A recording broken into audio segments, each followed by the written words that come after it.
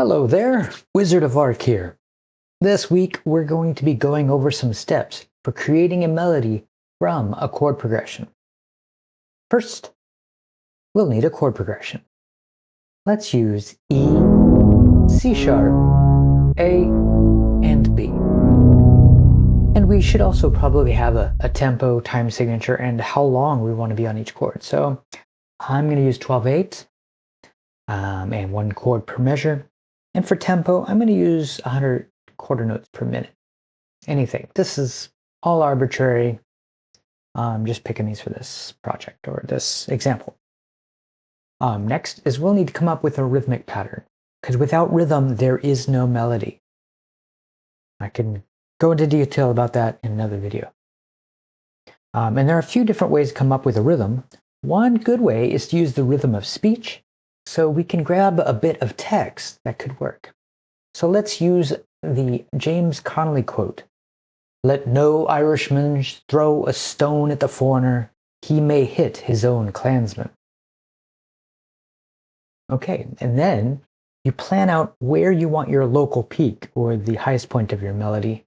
Ideally, the melodic phrase has only one, and so it gives the melody direction.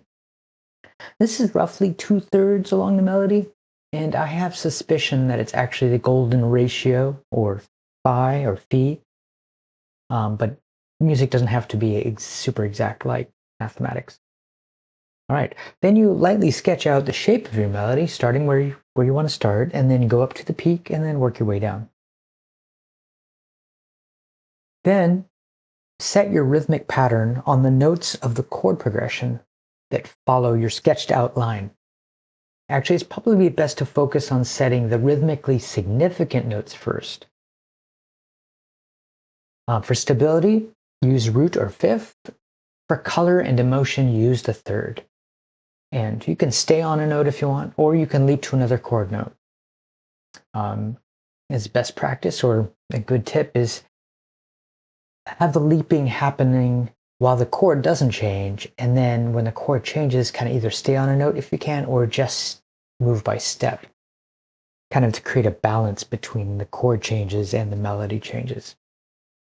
If you can repeat a pattern, that's nice, because it helps the person listening to the melody get familiar with it, helps get sticky.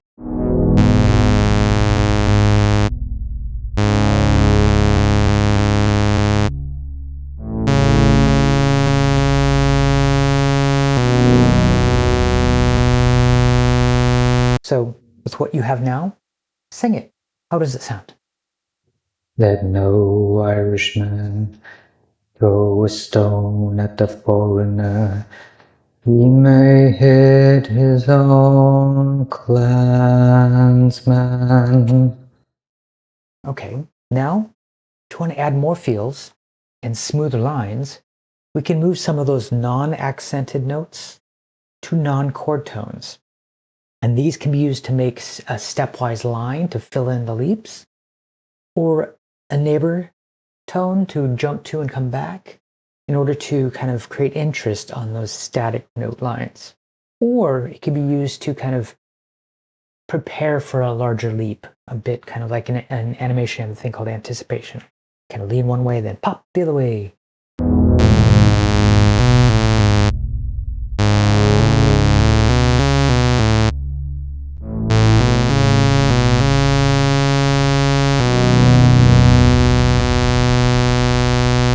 So sing this. How does it sound? Let no Irishman throw a stone at the foreigner, he may hit his own clansman.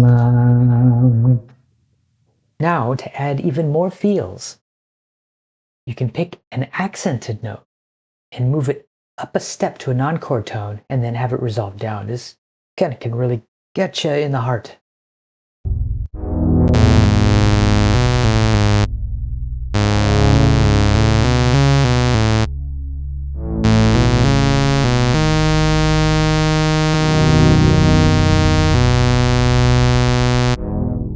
Let's sing what you've done with it.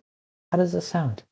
Let no Irishman Throw a stone at the foreigner, he may hit his own clansman. The reason why we have you do this, sing it, hear how it sounds, is so you can be the judge of what's nice and what you want it to sound like. So if you don't like it, you can change things. And in fact, as you can see, there are a few different places to make changes as we go through this process. Which chord tones to use as your framework, which non-chord tones to move non-accented notes to, if you decide to. And if you want to, there's also which accented notes to make your suspension for your non-chord tones to resolve to a nearby chord tone. I hope you found this helpful. Please like, subscribe, and click that bell icon. And also let me know in the comments what melodies you've made using these steps. Slán!